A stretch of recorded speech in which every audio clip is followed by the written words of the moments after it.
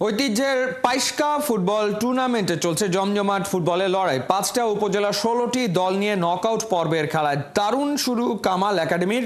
প্রতিপক্ষ বন্ধু একাদশকে হারিয়েছে ২-১ গোলে।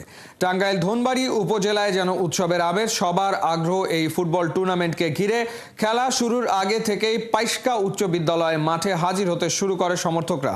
উদ্বোধনী অনুষ্ঠানে প্রধান অতিথি ছিলেন ৭১ টিভি সম্প্রচার বিভাগের প্রধান আব্দুর রউফ সংগ্রাম। তরুণ প্রজন্মকে খেলাধুলার প্রতি আগ্রহী করে তোলার কথা বলেন তিনি। মাঠের ফুটবলে ছিল হাঁটাহাঁটির লড়াই, নকআউট পর্বে do or die match. Football উন্মাদনা ছড়িয়ে পড়ে বিভিন্ন বয়সের দর্শকদের মাঝে।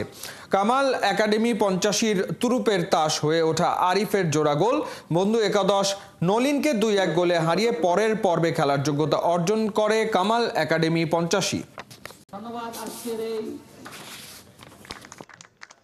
প্রত্যেকেরই একটি স্লোগান থাক, মাদক মুক্ত সমাজ চাই। মাদক মুক্ত সমাজ হলে আমরা ক্ষুধা এবং দারিদ্র বিমোচন করতে পারবো ইনশাল্লাহ।